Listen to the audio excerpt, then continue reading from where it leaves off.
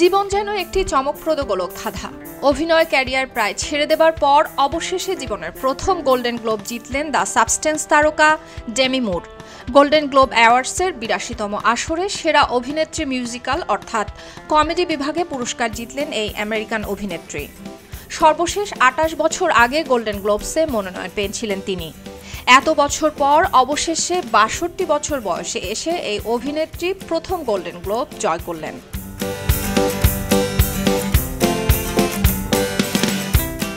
বাংলাদেশ সময় ৬ জানুয়ারি সকাল ৭টা ৩০ থেকে যুক্তরাষ্ট্রের লস অ্যাঞ্জেলসে দ্য বেভারলি হিলটন হোটেলে বসে এবারের গোল্ডেন গ্লোবসের আসর। সেখানেই ডেমি মুরের হাতে ট্রফি তুলে দেন আফ্রিকান আমেরিকান অভিনেত্রী কেরি ওয়াশিংটন এবং ব্রিটিশ আমেরিকান অভিনেতা অ্যান্ড্রু গারফিল্ড।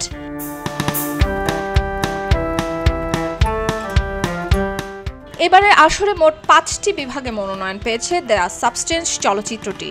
দ্য সাবস্টেন্স চলচ্চিত্রটি পরিচালনা করেছেন ফ্রান্সের পরিচালক কোরালি ফার্জা। একজন মধ্যবয়সী মডেলের যৌবন ফিরে পেতে ভয়াবহ কিছু সিদ্ধান্ত নেবার গল্প নিয়ে তৈরি করা হয়েছে এই চলচ্চিত্রটি। সেই মডেলের চরিত্রে অনবদ্য অভিনয় দক্ষতা দেখিয়েছেন ডেমি মুর। এছাড়া ৭৭তম কান চলচ্চিত্র উৎসবেও সেরা চিত্রনাট্যের স্বীকৃতি পেয়েছে দ্য সাবস্টেন্স চলচ্চিত্রটি।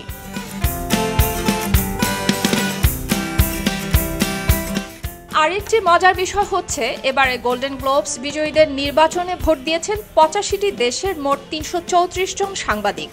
তাদের মধ্যে আছেন বাংলাদেশেরও ৪ জন সাংবাদিক। তারা হচ্ছেন বাংলা ট্রিবিউনের জনি হক, ঢাকা ট্রিবিউনের সাদিয়া খালিদ রীতি, প্রথম আলোর মঞ্জুরুল আলম এবং চরকির আদুর রহমান। আর আমেরিকান অডিট ট্যাক্স এবং পরামর্শদাতা সংস্থা কেপিএমজি এই ভোট তালিকাভুক্তির দায়িত্ব পালন করেছে।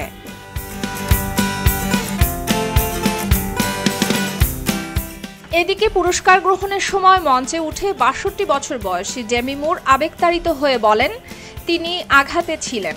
এরপর দর্শকদের উদ্দেশ্যে বলেন, আমি দীর্ঘকাল ধরে অভিনয় করছি, ৪৫ বছরও বেশি সময় ধরে, এবং এই প্রথমবার আমি একজন অভিনেতা হিসেবে কিছু জিতেছি।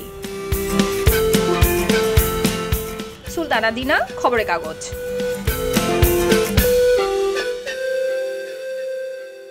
সবাই যখন জোয়ারে গা ভাসায়, কেউ কেউ ঘুরে দাঁড়ায়। সময় হারতে শেখালেও কেউ কেউ চ্যালেঞ্জ ছুড়ে দেয়। পক্ষপাতের ভিড়ে আজ থেকে কোনো পক্ষ নয়, খবর হবে নিরপেক্ষ। বানোয়ার তথ্যবাদ, খবর হবে নিখাদ। ভেঙে গুজবের শিখ, খবর হবে নির্ভীক। খবরের কাগজ, নিখাদ, নির্ভীক, নিরপেক্ষ।